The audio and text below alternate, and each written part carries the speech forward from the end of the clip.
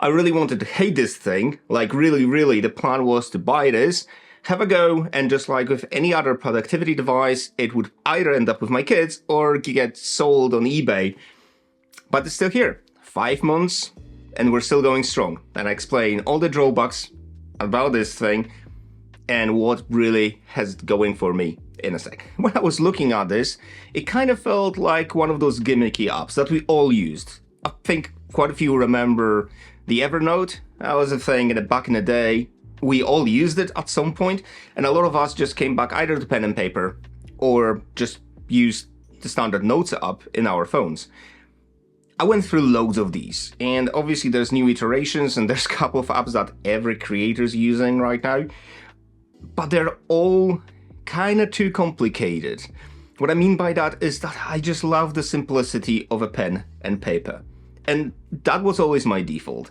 I was trying to take notes on the iPads. That literally never worked for me. Then when you're clicking away on a computer, when you're in a conference, it's distracting for everyone else and slightly disrespectful. And if you're typing away on your phone, that just looks like you're not paying attention and makes you look like a proper knob.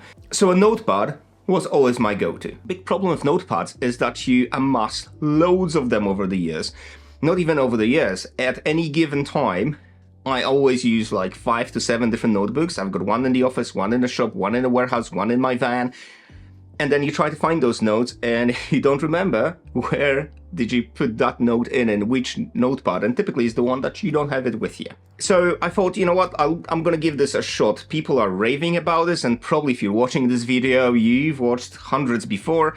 So I'm not gonna go in specs, I'm not gonna go into any tech details, but I will give you real life examples when this comes in handy and when it falls a little bit short of expectations. One of the big problems also is the end of the life of every notebook you had. What do you do with them? Like, I've had loads that I burned, which caused some issues with my neighbors because they produce a lot of smoke, and I've got very conservative neighbors who moved to a family setting for peace and quiet, apparently. So, and then it's obviously the intentions of burning them versus the hassle, and you basically just end up with loads of them getting stuck somewhere in the back of your wardrobe. You can't really shred them because that takes too long, and you can't really chuck them away because notes from meetings, you've got notes of your old passwords, which you shouldn't have, but probably that's a safer way of doing that. And then you've got all the financial data that you used for your clients' meetings or for your own business, and you don't really want anyone to read that. Chances are slim that probably ends up in a landfill under tons of eggs and other crap, but there's always a chance of someone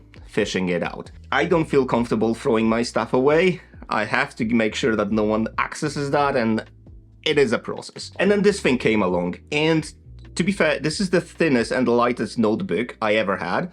Maybe apart from the field notes that I tried using, and I find them just too fiddly. I just didn't get along with them at all. Most of my notebooks are this size. So with this in mind, this is really handy. It's thinner than any other notebook you can get, by far, and definitely lighter than most of the things. It is maybe not as robust, and if you spill your drink on this, actually it survived a couple of spillages, which is like pretty epic. Not something you should be doing, but it saved my skin a number of times. So you might say, you know what, there's iPads that can do more, and they're not that much more expensive, or in some cases actually cheaper than this just sole purpose device. Now, totally agree. I had 6 different iPads that I tried using for work, and typically they end up with my kids as a YouTube watching device. Because let's be honest, writing experience of even on the iPad Pro is weird. The pencil going on a glass just feels off. Also, there's loads of notifications all the time, and I've got zero attention to the things I'm doing if there's any kind of distractions around me. That's why if I'm taking my notes, if I'm planning anything, if I'm working on my business, if I'm doing my annual forecasting, I tend to use pen and paper, because that means I can just lock myself in, switch off the computer, switch off all the notifications, and just work on that. My notebook doesn't have any apps on it. This thing is distraction-free. This is what really sold it to me, the fact that there's actually no apps for this, which I'll discuss in a second. But the fact there's no notifications popping out, there's no Facebook stuff, no Instagram, nothing. You can only use this for writing and sketching, just like normal pen and paper, with the added benefit of having all your notebooks in one place. It's also got very premium feel. If you ever had a chance to hold one, it feels really solidly made. For a fairly small company, this is a huge feat, and I'm really, really stoked with the way that this is designed. Look how bloody thin this is. I mean, like, holy smokes, right? It works. The feel of using this feels premium as well. The sensation of having a pen on a paper-like product is second to none. There's other readers, and I'm sure someone's gonna come back to like, oh, but my one feels better. It's like, maybe. But this feels as close as I ever got to pen and paper. And to be fair, I don't really need more traction. It actually feels like you're writing something instead of sliding on the glass. And yes, you can get an extra screen cover, protector, whatever, for iPad to kind of replicate the same feeling, but why would you? And also, you've got iPad for really good screen quality, why would you put something that's a little bit scratchy on it? The screen resistance is really good. I am super clumsy. I do use this in a cover. Third party from Amazon, because the original one, the pricing on that is bonkers. But it has tiny few marks after 5 months of being chucked in my van and chucked in my backpacks all the time, and it's nothing you can actually see unless you're gonna look really good, and there's maybe 2 dots on it somewhere. I can't find them even right now. Now, I've mentioned this doesn't have any apps, which is, as a balance of things, a really feature, not a bug, for me at least. The one app I would really like on it, though, is something that syncs my Amazon Kindle book library onto this, and I appreciate that Amazon has their own readers and that's never gonna happen. But uploading books in like 1999 style with a cable is just a bit of a pain in the ass. You can put them on a cloud obviously as well, but who does that? You have to download them. Who downloads anything anymore? Everything should be syncing on its own. You have to treat this not as a tablet. It is basically just a digital paper. It's not gonna multitask for you. It doesn't have any Excel spreadsheets. You can't do calculations on it, but what it does really well, it serves like a perfect alternative to a traditional notebook. With the exception that your notebook is never gonna run out of juice, whereas this thing has a battery inside, which people claim they get 2 weeks out of it. I never got anywhere near that. I never really tested it, like, you know, how long can I write before it dies, because it would take forever, and I just have no interest in that.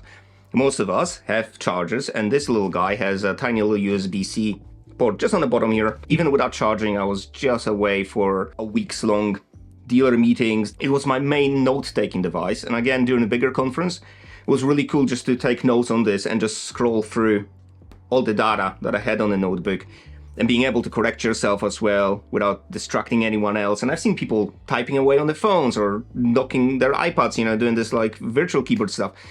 And it just felt better, just like you don't feel like you're ignoring the person speaking. Because, like, honestly, guys, if you do this when someone's talking, it just feels like you're just not giving a shit what he's saying. So despite all of that, I got over a week of battery life, and I still had like maybe 2 dots left, and again, heavy use. So there's no real need to recharge this, but again, USB-C. I mean, you can plug it in anywhere, right? Now, I've seen before buying this that people complained about the UI being dated. And yes, it feels like you're zooming back to 2005, but the UI is functional. It does what it's supposed to do. There's no fireworks. It's just like people complaining for ages about Apple devices not having tons of widgets on its home screen. Even though they do have right now, I don't use any because I don't really need any apart from the weather. Same with this thing. Like, it is made for a purpose and it serves it really well. It is a little bit sluggish when you're screwing through the pages or you're flipping the pages. You can tell the refresh rate isn't the best, but it doesn't do anything that would disturb your workflow. Yeah, I would like this to be a little bit faster. Why not? Who wouldn't? But it's not a deal breaker. One of the things when you're buying this device is the pen. And I had the marker pen, which you can see on these little B-roll clips, that survived about 3 months with us. And it didn't die. It wasn't like a manufacturing fault or anything. It's the fact that I do give my stuff to my kids, and my daughter draws all the time. So when we were on the camping trip, I just gave it to her. She was drawing, and again, not her fault for losing it. I probably just dropped it somewhere in the grass when we were in the Highlands. It rolled off the screen or the cover, I don't know. If you're traveling through a beautiful Isle of Skye, have a look, because you might just score yourself $120 worth of a marker pen. Now, instead, I looked at Amazon, ordered a number of pens, and I stuck with this dude. Focus, there we go. It's a Stadler. Stadler, I think you call it Stadler, and it does everything that the marker pen did, and slightly better. So it feels more precise when you're taking your notes, or even if you kind of make a line and you want to connect those lines. With the marker pen, I always felt that I need to go slightly higher or below to match the gradient. With this one, this feels way more on point, and the eraser works like a charm, and this is like $29. I'll link it below. It's awesome. They make it in a slightly thinner shape, but this thicker shape, like a pencil, it just feels better in hand. The only downside to all those aftermarket pens is that they're not magnetic, they're not gonna stick to the screen, but it doesn't really matter because my cover has a little pen holder for it just at the back, so it's not a big deal, really. Like, probably because of that magnetic thing and my trust in silly stuff, I've lost it. At least that's my excuse, and we're gonna roll with that. One of the big drawbacks on Remarkable Strategy is the fact that they've introduced the subscription thing. It's only $3 a month, so it's not a massive expense, but on top of a very expensive device, because let's be honest, that kind of price you're paying for it, it's a lot of money and it's a big commitment. So not having a reliable cloud service that's free-ish might piss some people off, but let me explain because it's not that bad.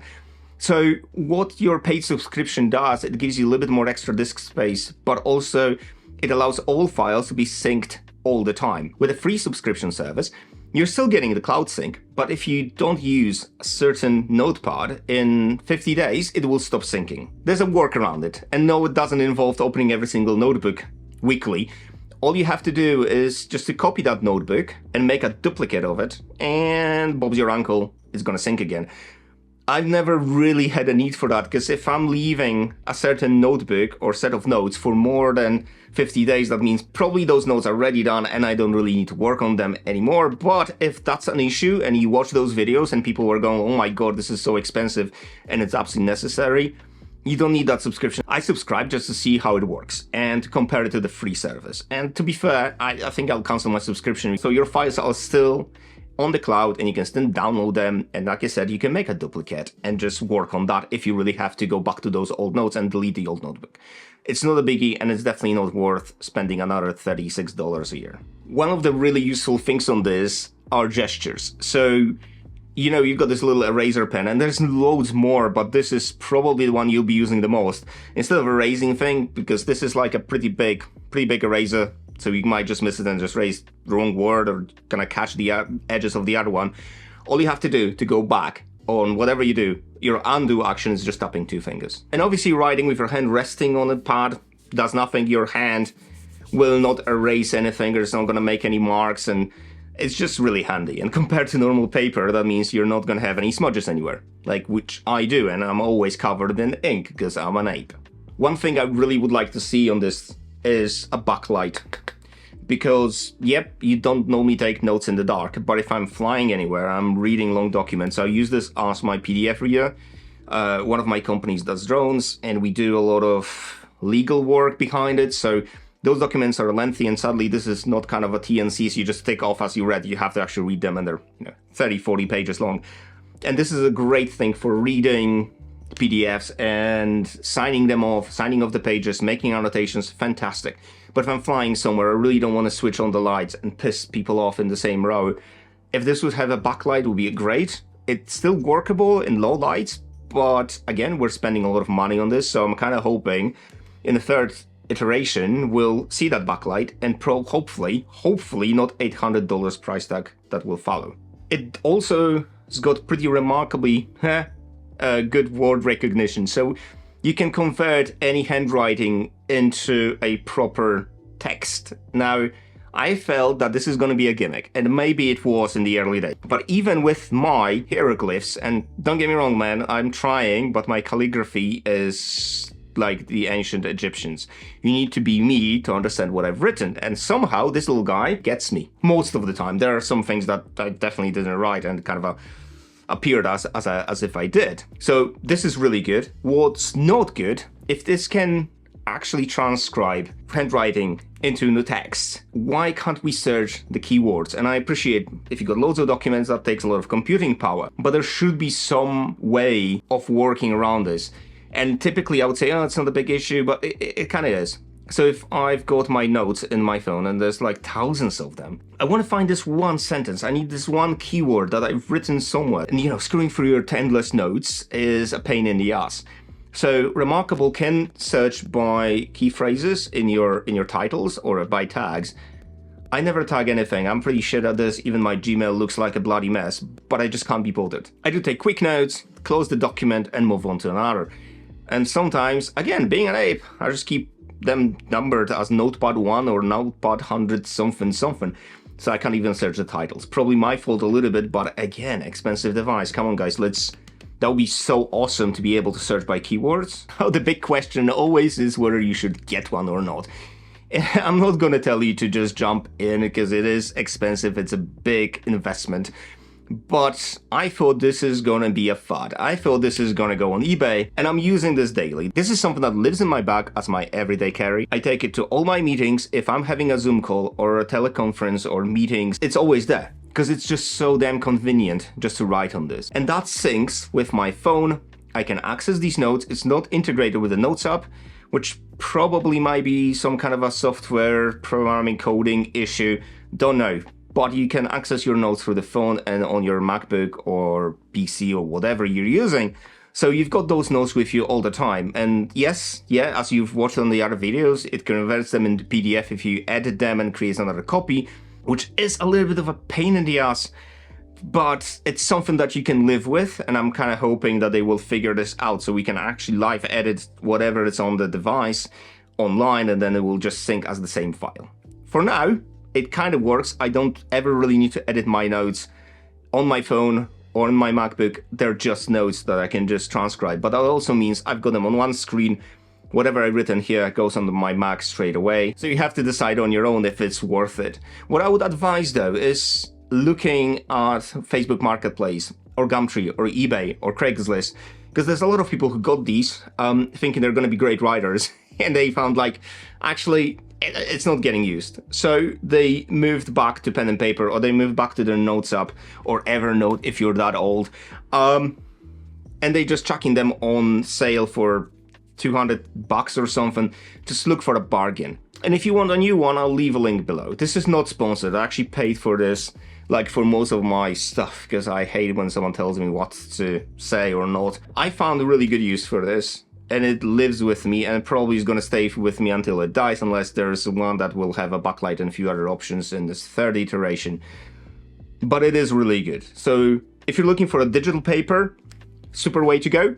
If you want one device that does everything, iPad might be better, although writing experience isn't as good, but it's possible. So if you're on a limited budget and you want a multimedia device, iPad is the way to go. But for pen and paper replacement, there's no question. I haven't touched any of my notebooks since I got this. As always, if you have any questions, drop them below. I'll do my best to get back to you. And yeah, rock and roll. Have a good day.